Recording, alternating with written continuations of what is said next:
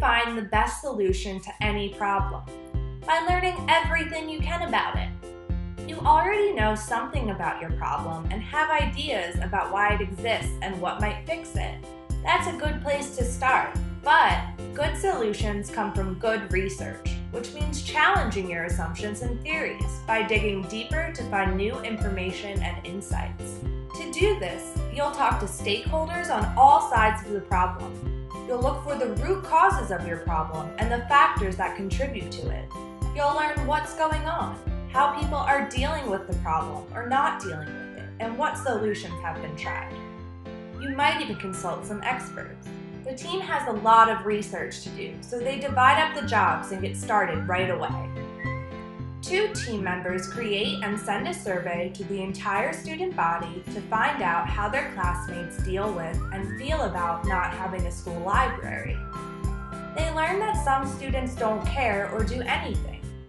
Others go to their local library to find a quiet study space, reading and reference materials, and someone they can ask questions of. Some students have teachers who loan them fun reading material or let them use their computers. One of the assistant principals has been helping a few students with college and job applications. One respondent shared that she really counts on her neighborhood librarian for finding what she needs for schoolwork or college research. The librarian is also someone she can talk to about what she likes to read and anything that's going on in her life. The student said she doesn't have anyone at school who does all of this for her. Many students thought the library closing was a sign that the school didn't care very much about them, while others said the books were old and boring so they didn't miss the library. 2 team members interviewed the principal and some teachers. They learned that the library was closed 3 years earlier when the budget was cut and they couldn't afford a librarian anymore. The first year, the principal tried to staff the library with volunteers, but some students took advantage of the situation and vandalized the space. Then, student enrollment went up, and the principal had to turn the library into a classroom so teachers didn't have to share rooms. They also learned that the library was only ever open during school hours, not after school.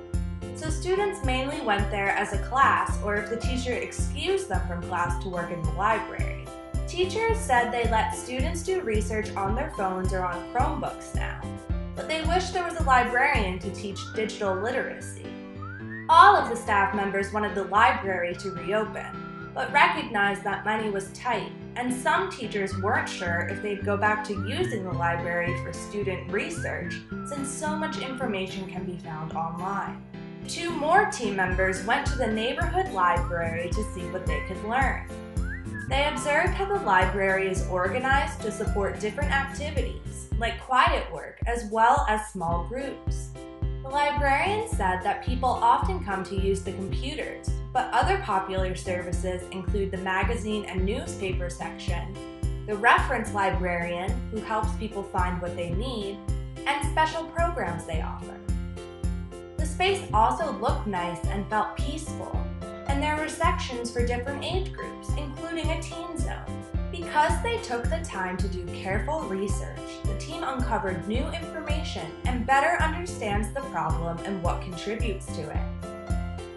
What new and surprising things will you learn from defining your problem?